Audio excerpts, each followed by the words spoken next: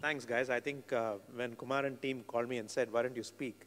I was surprised, actually, because I no longer work in the retail industry. And twice I've tried to be in the retail industry, and twice I've run away, actually. So I said, how can I be the speaker here, actually? And when people ask me, I think she gave me an introduction, but when people ask me today, what have I done in my career? I usually use 3 words, actually. I've worked in cigarettes, in booze, and now I'm in drugs, actually. So therefore, since I work for drugs, I think what you'll get from me over the next 15 minutes is a bit of dope, actually. I've always admired Kumar, actually, while all of us sort of work continuously in different, careers, actually. He's the guy who sort of self-actualized. He said, I don't want to work, I want to be CEO of Retail Association of India. I think we should all look at him with a lot of envy, actually, in terms of how relaxed his job is, actually. So anyway, without much ado, I think I will say what I can in the next 15 minutes, 15, 20 minutes. Clearly, I don't want to preach to the experts here, actually. I think you guys know about the industry and the challenges that all of you have gone through, actually. And therefore, I don't think I claim that I'll be able to add any value to you guys beyond what you already know, actually.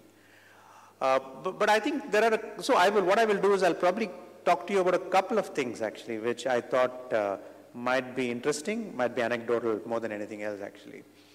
I think, I do not know how many of you have read this book, The Breakout Nations by Ruchir Sharma, actually. And I think, and today, in fact, this evening, he's speaking at the Trident, and he has been speaking in Bombay, in India this week in several forums. It's a fascinating book, and I think the opening chapter has kind of always fascinated me. I think where he says that he went to this farmhouse in, outside Delhi and a few years ago, and he met this young son of a business head. And as part of the introduction, he said, I'm Ruchir, I'm Morgan Stanley, I come from US. And that young son in the farmhouse over his, said, yeah, of course, you're here to invest. Where else will the money go, actually? And I thought that's a very powerful kind of a theme, actually. Where else will the money go? And I think money clearly is at the heart of everything we do, actually. And as retailers, I think we have seen the struggles in terms of getting capital into the industry, actually.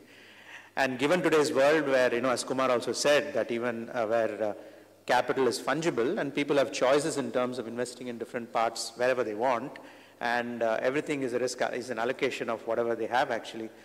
Getting the capital to sort of into your business is the biggest challenge. And I think, and we have seen the challenges the retail industry has gone through. I think a few years ago when retail came into fruition, I think it was all based on irrational exuberance and money was available. And to the point that, the conglomerates have got into retail. And I still have that question today, which is to say that given the challenges that the retail industry seems to be going through, is it a fact that in the longer term, you will see conglomerates succeeding in a greater fashion than standalone retailers, actually? Because there is a clear element of, cross-subsidization, in terms of willing to sort of put your capital into new businesses and grow, actually. And there has been this struggle in terms of saying that, and people have really struggled to build core competencies, and that is very true of retail, actually. It goes back to the old argument, of Krishna Palepu versus, the core competence, where Krishna Palepu has very clearly said that in emerging markets, it's always been the conglomerates who have kind of driven new business growth, actually. And we probably see this playing out, whether it is the Reliance, whether it is the Aditya Birla Group, whether it is ITC, or, many of the conglomerates which have kind of put their monies into these new businesses, actually. Equally, I have met, in the last couple of years, a number of funds, actually, internationally, who also crib that shareholder value has been destroyed by investing the surpluses into these new businesses, as opposed to returning the money back to shareholders, actually.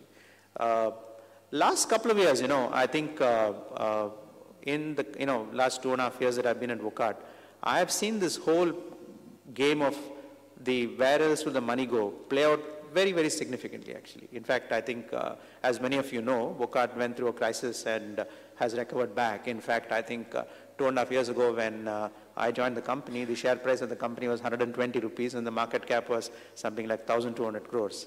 Day before yesterday, the share price was 2,170 and the market cap was 23,000 crores, actually. I think it's been a remarkable story of turnaround, actually. But I also know that the heart of the debate in the last couple of years has been to deal with the lenders, actually. To deal with the lenders.